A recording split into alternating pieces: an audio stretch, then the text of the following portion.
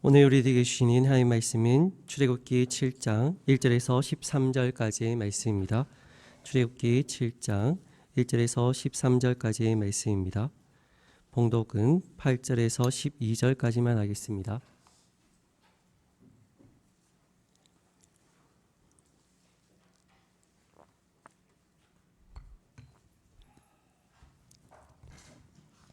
봉독은 8절에서 12절까지만 하겠습니다.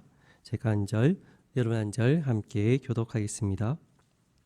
여호와께서 모세와 아론에게 말씀하여 이르시되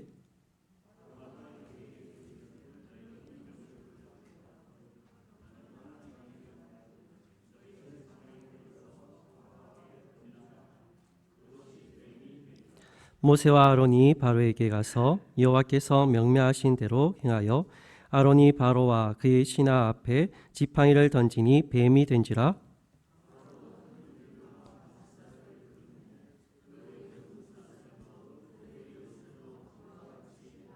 함께 읽겠습니다. 각 사람이 지팡이를 던짐에 뱀이 되었으나 아론의 지팡이가 그들의 지팡이를 삼키니라. 아멘. 우리 옆 사람과 함께 인사하겠습니다. 사랑합니다. 축복합니다. 감사합니다. 축복합니다.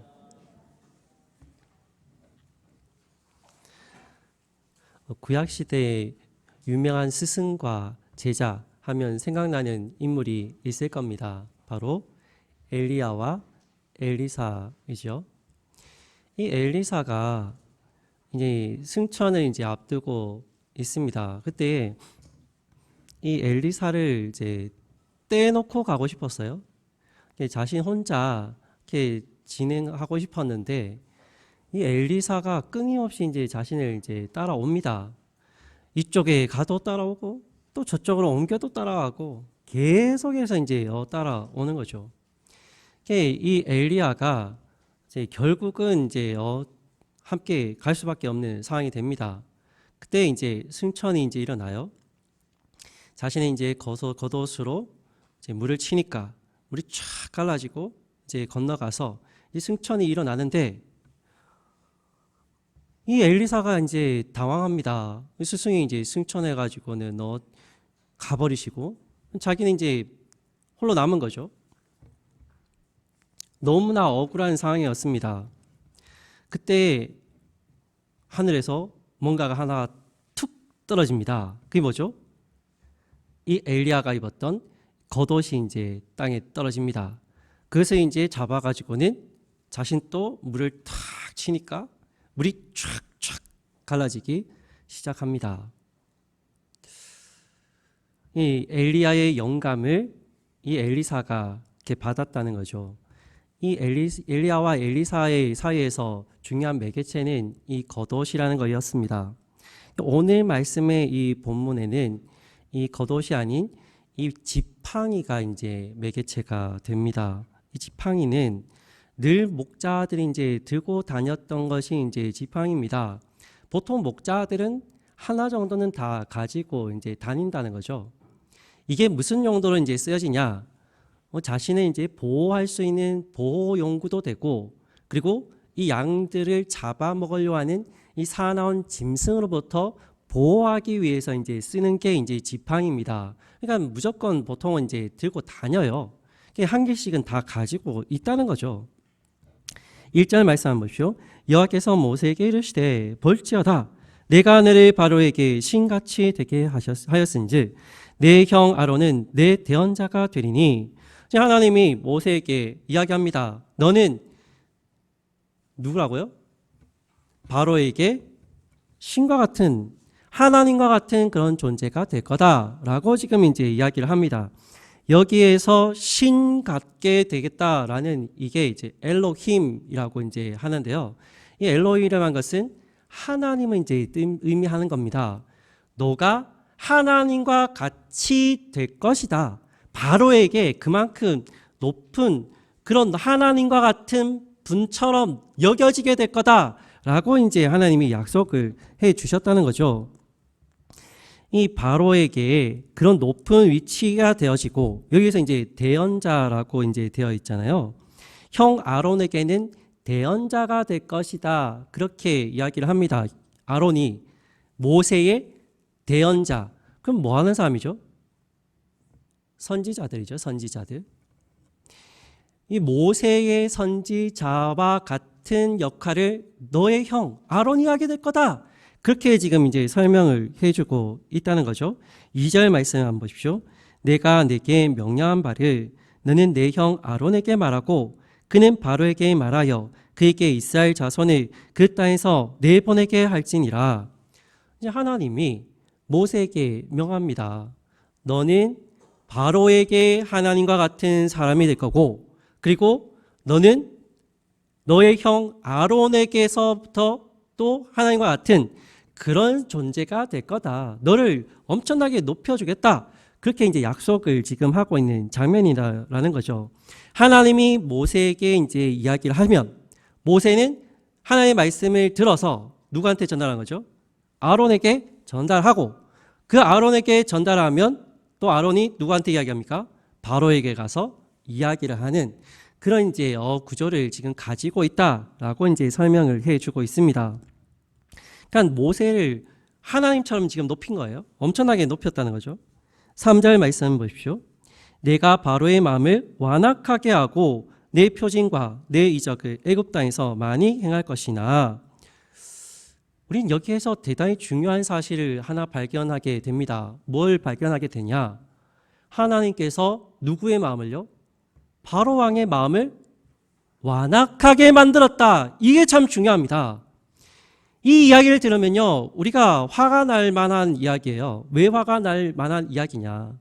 아니, 하나님께서 모세를 불러가지고 어떻게 합니까? 내가 너를 통해서 이 이스라엘 민족을 애굽 땅에서 이끌어내는 지도자로 삼겠다. 그렇게 하나님께서 약속을 해주셨습니다. 말씀하셨어요. 그러면 바로 앞에 가서 모세가 이야기하면 어떻게 해야 됩니까? 바로 왕이 마음이 열려져야지 이게 정상적인 거잖아요. 하나님이 살아계시고 역사하신다면 바로의 마음을 완악하게 만드시면 안 되잖아요. 마음을 열어주셔야죠. 그런데 성경은 바로의 마음을 완악하게 하나님이 만드셨다라고 지금 기록을 하고 있다는 겁니다. 그러니까 우리가 기대하는 것과 이 모세가 기도하는 것과 하나님이 기대하는 게 다르다는 겁니다. 달라요. 하나님은 바로의 마음을 닫아버리셨어요. 근데 모세가 기대하는 건 뭐죠? 바로의 마음을 여는 걸 기대하고 있다는 겁니다. 그러니까 이 답답한 이 현실인 거죠. 모세가 어떤 느낌을 받았을까? 배신감도 느꼈을 거고, 이거 잘못하다 이거 사기당했다. 세상적으로 말하면 사기당한 거죠, 이게. 분명히 되겠다고 이야기를 해 놓으시고는 그러면 마음을 여셔야지. 왜 닫아버리시나는 거예요? 하나님의 생각과 우리 사람의 생각이 얼마나 다를 수 있느냐라는 것을 오늘 이 말씀을 통해서 알게 되는 거죠. 보통 하나님께서 약속하시면 우리는 어떤 생각을 하냐면 곧장 될 거다. 빨리 될 거다. 그렇게 이제 기대를 한다는 거죠. 예를 들면 예수님께서 병자들을 많이 고치셨어요. 병자들이 몰려왔을 때 어떻게 대답하는 겁니까? 병자들한테. 병이 무슨 병입니까? 지금 다리가 너무 아파요. 못 걷겠습니다. 그러면 예수님께서 탁 잡아가지고 자, 일어나라! 이래야 되게 이게 정상이잖아요. 그리고 또 그렇게 하셨고 3년 뒤에 나을 테니까 가서 기다리세요. 이거하고 똑같은 겁니다. 지금 예수님이 하시는 행동이 가서 기다리면 조금 있으면 3년 뒤에 걷게 될 거니까 그냥 가서 기다리십시오. 이러고 있는 겁니다. 예수님이시라면 그 자리에서 당장 역사하셔야 되잖아요. 당장 일으키셔야 되고 당장 병이 낫게 만들어야 되는 게 그게 예수님의 역사인데 이게 하나님의 역사라는 게 어떻게 이렇게 일어나지? 도리어 이 바로 왕의 마음을 여셔도 지금 시원치 않을 상황인데 도리어 닫아버리신 거예요. 우리가 살아가는 삶 속에는요, 우리가 기대하지 않는 그런 일들이 충분히 일어날 수 있음을 지금 보게 되는 겁니다. 보십시오. 모세가 기대한 거는 이게 아니잖아요. 하나님이 역사하셔서 바로의 마음을 여셔서 하나님께서 속히 이 이스라엘 백성을 애굽 땅에서 이끌어내게 만들어야 되는데, 아니 하나님은 역사할 생각 안 하고 도리어 닫아버리십니다. 안 되게 만드셔요. 이게 무슨 하나님이세요? 그렇죠? 하나님이 역사하신다면 기적이 일어나야 되잖아요. 우리가 눈에 보일 만큼 정말 놀라운 일들이 일어나야 되는데, 이건 도리어 기적은 고사하고 그냥 세상 사람들이 누구나 봐도 당연한 그런 결과를 지금 가져오고 있다는 겁니다. 답답한 그런 상황이 되어지는 거죠. 모세가 어떤 것을 기대하고 지금 이 땅에 왔죠? 애굽 땅에 왜 왔습니까? 하나님이 바로의 마음을 여셔서 이 애굽에 있는 모든 백성들이 막 나와가지고는 막 박수를 치면서 여러분 잘 가십시오. 이스라엘 민족이요. 이제는 빠이빠이 하면서 막 환대해주고 막 짐도 챙겨주고 갈 때 배고플 수 있으니까 먹을 것도 막 챙겨주고 이래야 되는 게 정상적이잖아요. 그런 모습 없어요. 전혀 그런 이야기는 없고 도리어 더 막혀졌습니다. 되지 않아요.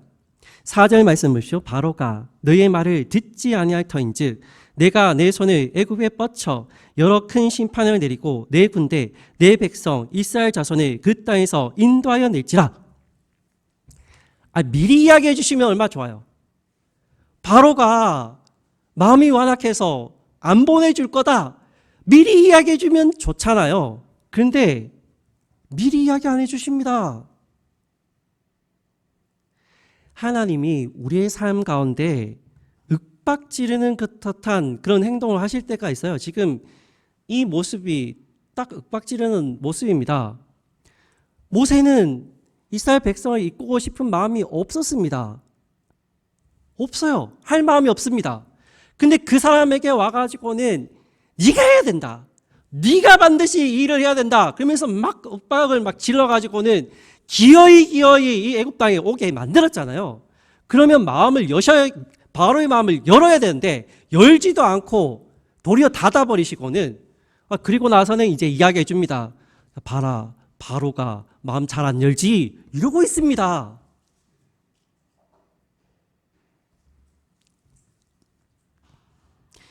모세가 왜 하나님께 자신은 그렇게 나는 하기 싫다라고 이야기를 했겠습니까? 하나님이 강압적으로 자신에게 이야기하니까 하고 싶지 않은 겁니다. 본인도. 여러분 누가 강요해서 뭐 이야기를 해보십시오. 너 이거 해. 빨리 해. 그러면요 사람 마음이 그래 해야지 이게 아닙니다. 하기 싫은데 왜 자꾸 나한테 저걸 이야기하지? 이게 사람의 이제요 그 본성인 거죠. 아이들한테 이건 잘 나타납니다. 청소년기 아이들한테는 더 잘 나타나잖아요. 공부를 지금 하려고 이제 마음을 먹고 있어요. 청소년 아이들도 자기도 엄청나게 열심히 놀았는데 이제 공부를 한번 해보려고 마음을 먹고 있는데 갑자기 부모님이 뭐라고 그러죠? 공부해. 그러면 공부하고 싶은 마음이 이만큼 올라왔다가 어떻게 돼요? 훅 떨어져갖고 에이 공부 안 해야지. 이게 사람의 마음입니다. 참 신기한 게 지금 모세가 왜 그렇게 나는 하기 싫습니다. 하나님 저 말고 다른 사람을 시키십시오. 지금 계속해서 하나님은 윽박지르는 건 네가 해야 된다. 네가 해야 돼. 하고 싶지 않은데 자꾸 하라고 하니까 마음이 불편하죠. 강압적으로 지금 하나님은 이 모세에게 이야기를 하셨다는 것을 알 수가 있다는 겁니다. 이 모세는 자신이 지금 배신당한 느낌을 받았어요. 사기당했구나. 그런 마음을 지금 이제 받았다는 거죠. 더 하기 싫겠죠. 근데 왜 하나님이 이렇게 윽박 지르시냐? 그 방법이 가장 좋은 방법이시니까 이렇게 하고 있는 겁니다. 딴 방법이 없어요. 이게 가장 좋은 방법입니다. 만약에 하나님이 모세에게 딱 나타나서 이야기해 줍니다. 모세야, 내가 너한테 이 사명을 주는데 잘 들어라. 그러면서 상세하게 얘기해 줍니다. 바로가 마음이 완악해가지고 이스라엘 백성들을 쉽게 내보내주지 않을 거다. 그 바로 왕에게 너가 수시로 찾아가서 몇 번을 만나야 되고 그렇게 또 권유하고 또 협박을 하고 해도 안 보내줄 거다. 그러다가 결국에는 어쩔 수 없이 보내주는 순간이 올 테니까 열심히 한번 해봐라. 이렇게 이야기했으면요. 모세가 했을까요? 안 했을까요? 안 하죠. 처음부터 안 했을 겁니다. 이렇게 힘든 거 왜 내가 하지? 도저히 못하겠다. 이거는 정말 아닌 것 같아. 그런 마음을 모세가 가지고 있었을 겁니다. 그러니까 처음부터 시작 자체를 안 했을 거예요. 근데 이제 막상 가보니까 이게 만만치 않은 일이에요. 예구왕 바로의 마음이 막 열려져야 되는데 열려지지 않아요. 그 모습을 딱 경험하고 나니까 마음이 너무 힘듭니다. 그때 이제 하나님 나타나서 이야기해 주는 거예요. 봐라. 쉽지 않지?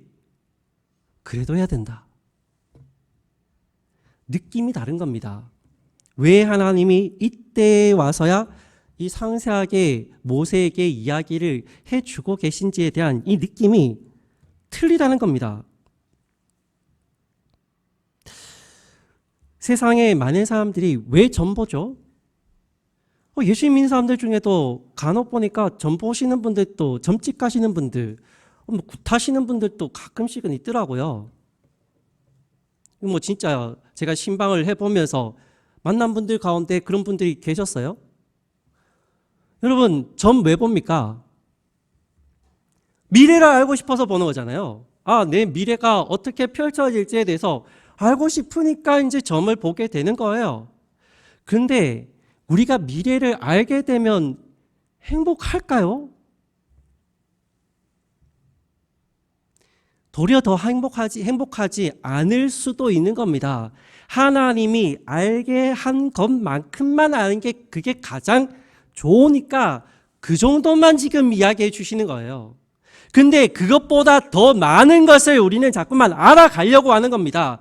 우리 미래를 많이 알아서 좋은 게 아니에요. 우리 미래가 어떻게 펼쳐지는 것을 우리가 미리 알 필요가 없는 그런 상황인데도 자꾸만 알려고 하니까 문제가 생겨나는 거죠. 하나님은 우리를 누구보다도 잘 아시니까 그 정도만 가르쳐 주시는 겁니다. 모세를 잘 알잖아요. 그러니까 그 정도만 딱 가르쳐 주시고 끝나는 겁니다. 이제 스스로 느끼는 거예요. 어렵구나. 이 바로 왕의 마음을 움직이는 것이 쉽지 않구나. 직접 해보니까 이 만만한 일이 아닌 겁니다. 그걸 스스로 모세가 느꼈다는 겁니다. 모세가 이것을 느끼고는 이제는 마음이 좀 편해집니다. 편해져요. 그러니까 이제는 하나님께서 말씀하시면 그대로 그냥 행합니다. 이전에는 마음에 좀 원망도 있고 저는 너 말도 잘 못해요 막 이러다가 이제는 그냥 따라갑니다. 왜냐하면 하나님이 날 부르셨고 나에게 사명을 주셨다라는 것을 그가 알고 있기 때문에 이제는 그냥 가는 거예요. 저 대학 시절에 IBF라는 성교 단체를 했어요. 이 성교 단체를 하는데 저희 간사님이 결혼을 잘 못하셨습니다. 사귀는 분이 계셨어요. 그 사시는 이 여성분이 어떤 분이냐? 목사님 따님이세요. 목사님의 따님이 간사님하고 결혼시켜야죠, 그렇죠?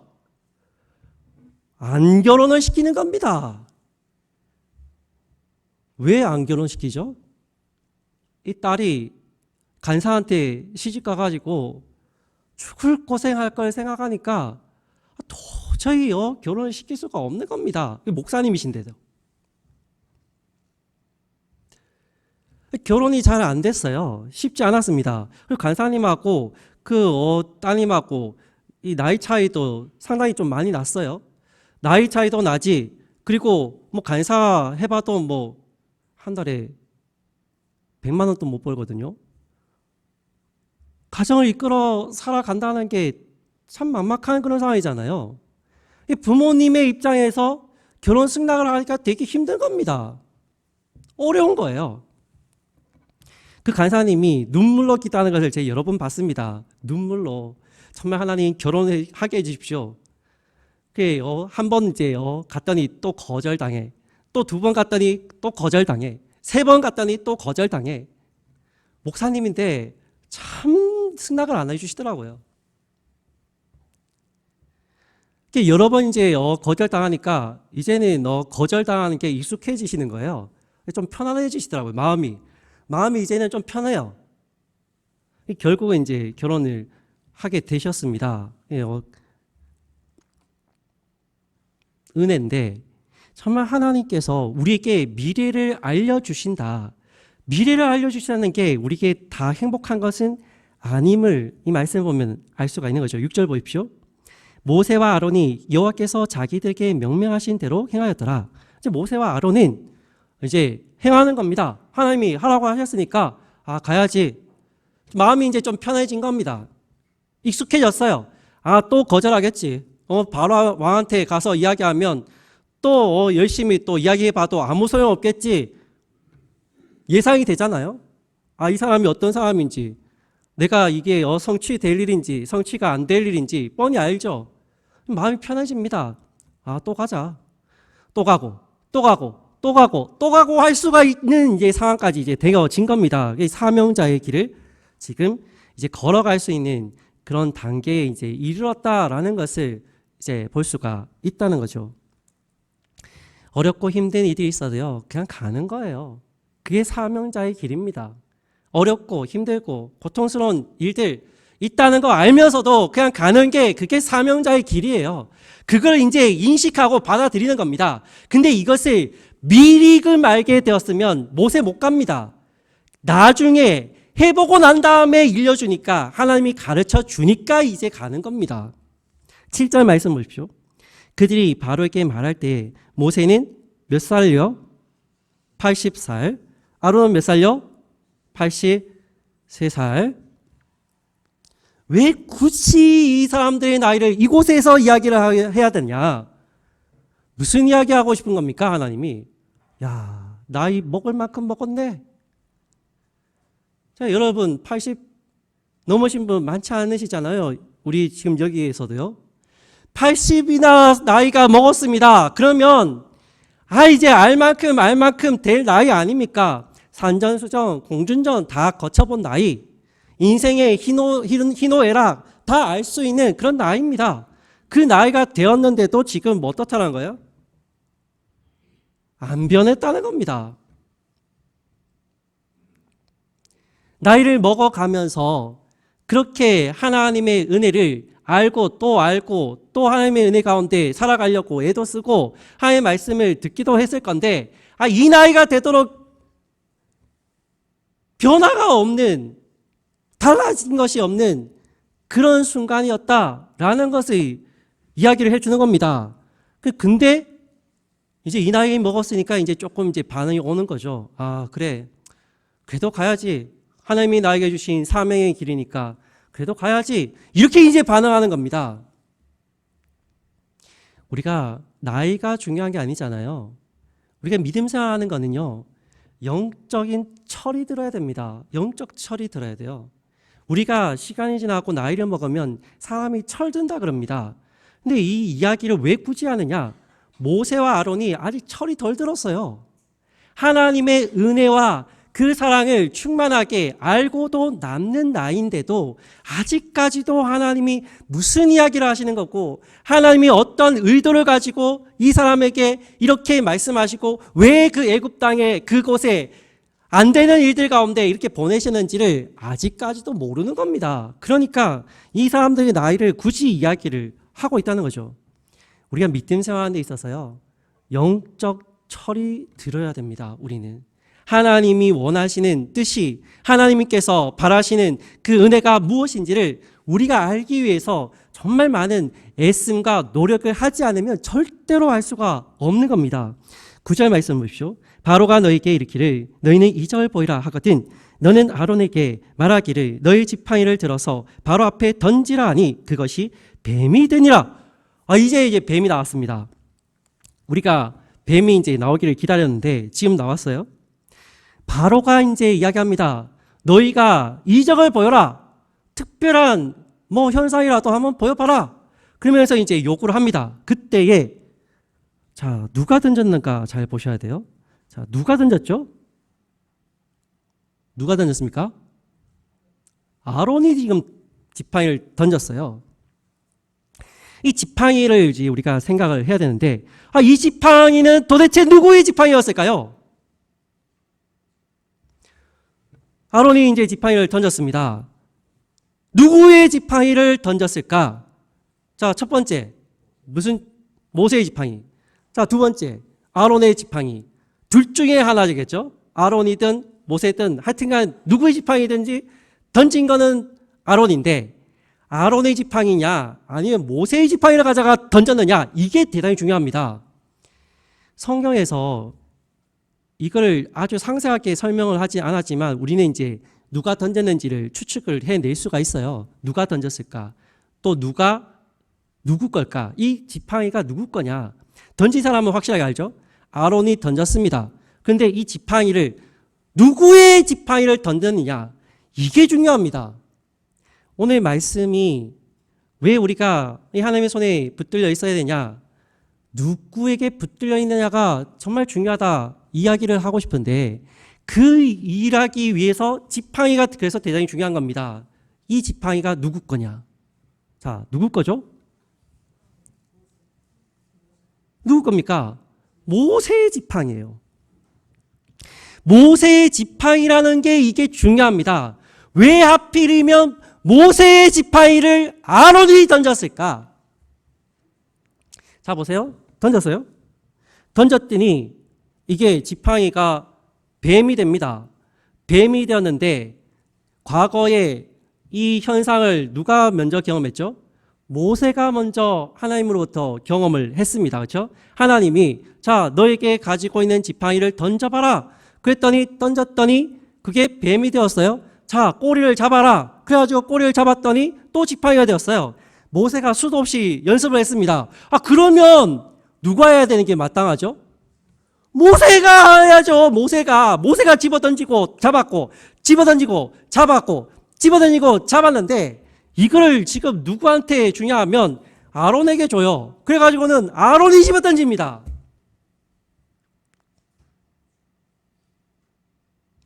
근데 참 성경은 참 연구할 게 많고요. 재밌게 쓰여졌습니다. 자, 던졌어요. 아론이 던진 뱀하고 모세가 던진 뱀하고 똑같은 뱀일까요? 다른 뱀일까요?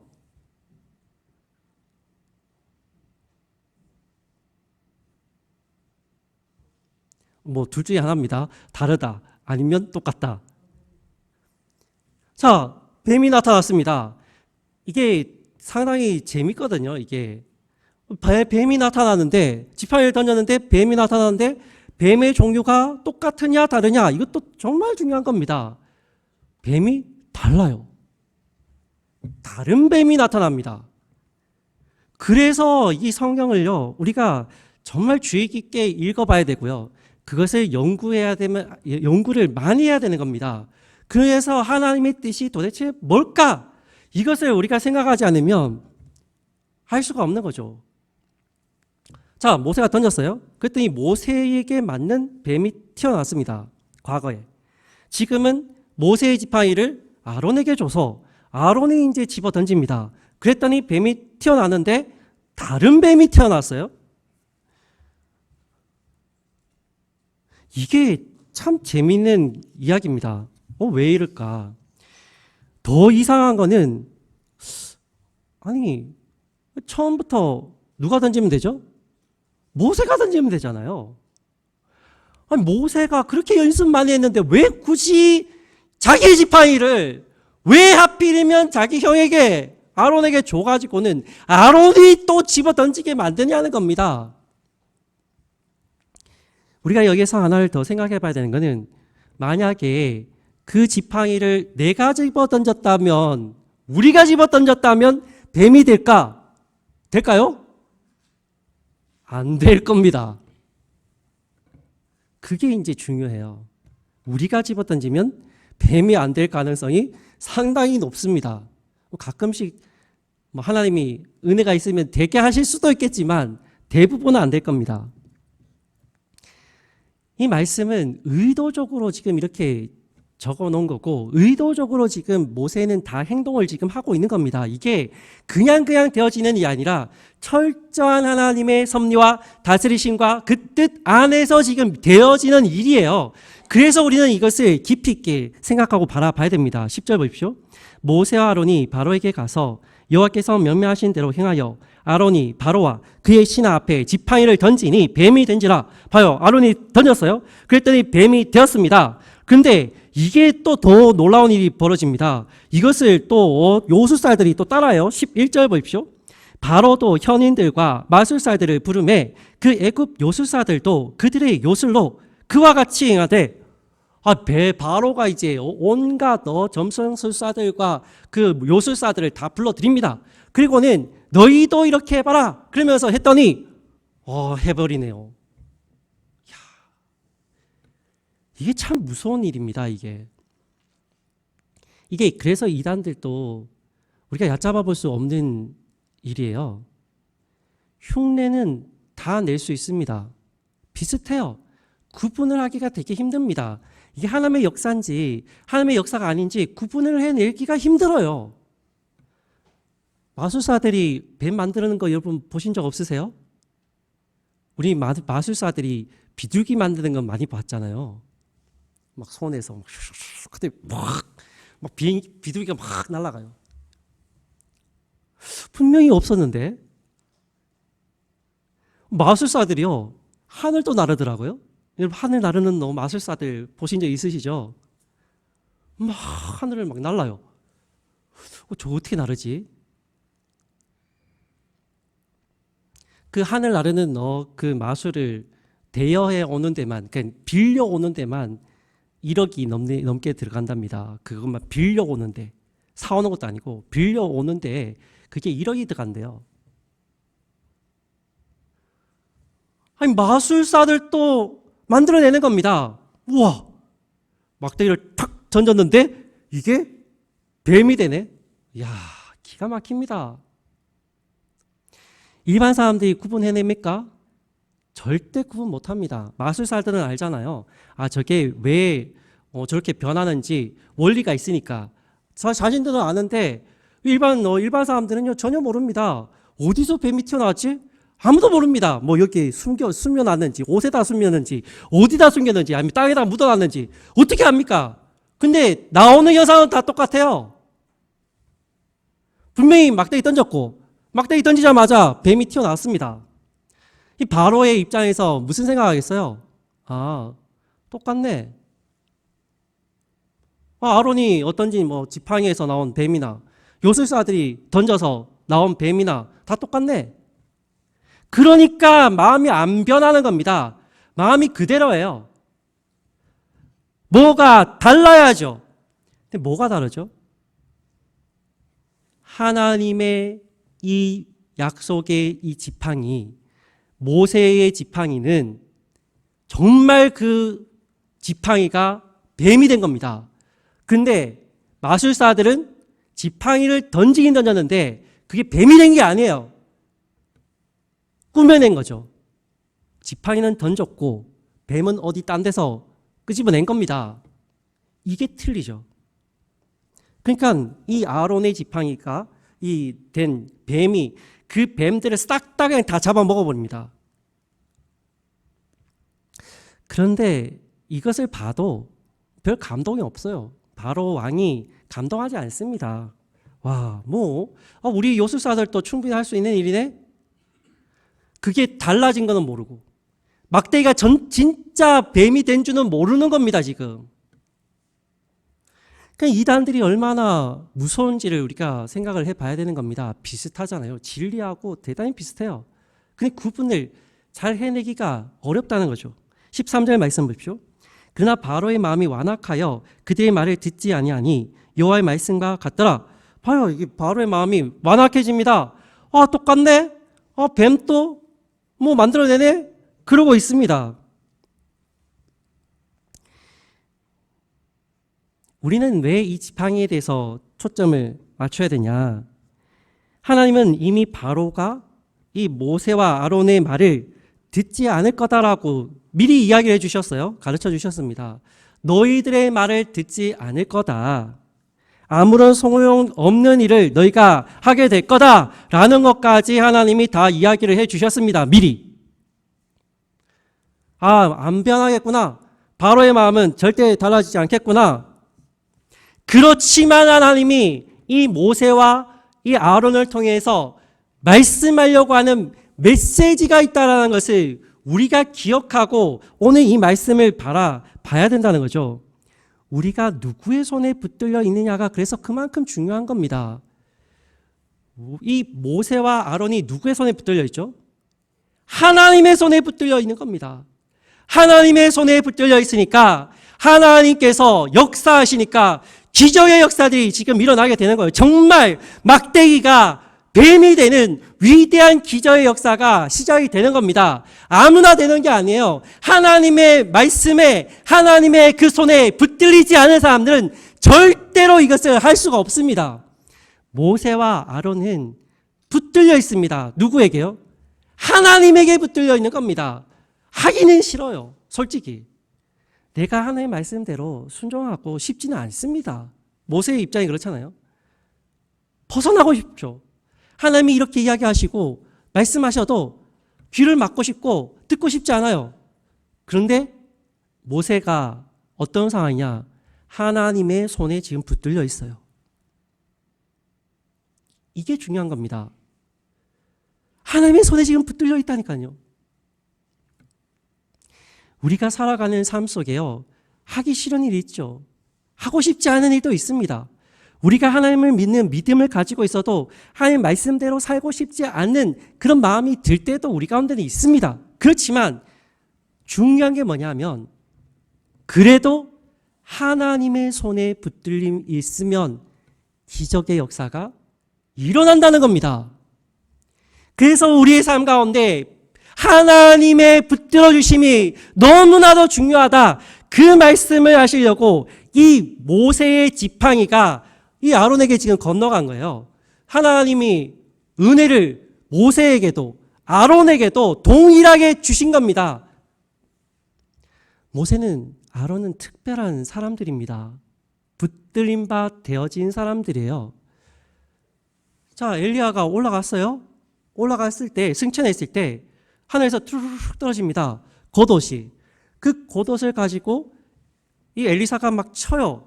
그러면 이게 물이 착착착착 갈라집니다. 왜 갈라집니까? 하나님이 갈라지게 하시니까 갈라진 거죠. 하나님이 엘리사를 붙들어 주시니까 엘리사에게 기적의 역사가 일어나게 된 겁니다. 우리 삶도 똑같습니다. 우리가 하고 싶지 않아도 하나님의 손에 붙들림 바 되어져 있으면 우리의 삶에는 기적의 역사가 일어나게 되어질 수밖에 없는 겁니다. 누구의 손에 붙들려 있느냐? 이게 정말 중요하다. 그 말씀을 오늘 이 이야기가 우리에게 전달을 해주고 있습니다. 모세가 가진 그 지팡이가 특별한 거 아니잖아요. 그 지팡이가 뱀이 될 수 있는 이유가 뭡니까? 모세가 하나님께 붙들려 있으니까 모세를 통해서 기적의 역사가 일어나는 겁니다. 아론에게 모세가 지팡이를 건네줬어요. 그렇다고 해가지고 아론이 집어던졌을 때 그게 뱀이 될 수 있는 거 아니잖아요. 아론이 하나님께 붙들려 있으니까 그것이 뱀이 된 겁니다. 하나님께 붙들림 바 되어지지 않는 사람이 백날 그것을 던져봐도요 절대 뱀이 되지 않습니다. 우리가 오늘 이 말씀을 보면서 나는 누구에게 붙들려 있는가? 정말 하나님께 우리가 붙들림 바 되어져 있는가? 하나님께 우리가 붙들림 바 되어져 있으면 우리 삶이 좀 힘들고 어렵고 고통스럽고 여러 가지 어려운 일들이 있어도 우리를 통해서 뭐가 일어나냐? 하나님의 놀라운 기적의 역사가 일어나게 된다는 것을 지금 보잖아요. 사명을 가지고 그냥 나아가니까 기적의 역사가 일어나게 되는 겁니다. 모세가 막 하고 싶어서 정말 하나님 내가 여기 있사오니 나를 써주십시오. 이것도 아닙니다. 그렇지만 하나님께 붙들려 있으니까 그를 통해서 기적의 역사가 일어나게 되었다라는 것을 이야기를 해주고 있는 겁니다. 우리에게 정말 중요한 것은 우리가 하나님의 은혜의 손에 붙들려 있어야 됩니다. 우리 사랑하는 서영교회 모든 선생님들은 하나님의 손에 붙들려 있으시면 좋겠습니다. 우리는 그렇게 살아가셔야 돼요. 하나님의 손에 붙들려 있어야 우리를 통해서 하나님이 이루시는 놀라운 기적의 역사들이 시작이 되어지는 겁니다. 그냥 붙들만 있으면 됩니다. 그러면 하나님께서 우리를 통해서 일하실 거예요. 우리가 뭔가를 하지 않아도 하나님이 하실 겁니다. 우리의 삶 속에 어려운 일이 있습니까? 고통받는 일이 있습니까? 그런 일들이 있더라도 우리가 하나님 은혜 가운데 붙들려 있기를 힘쓰십시오. 그러면 반드시 우리를 통해서 하나님은 놀라운 기적의 역사들을 이루실 겁니다. 기도하겠습니다. 살아 역사하시는 하나님, 우리가 주님의 손에 붙들린 바 되어지기를 소망합니다. 하나님, 우리를 붙들어 주옵소서.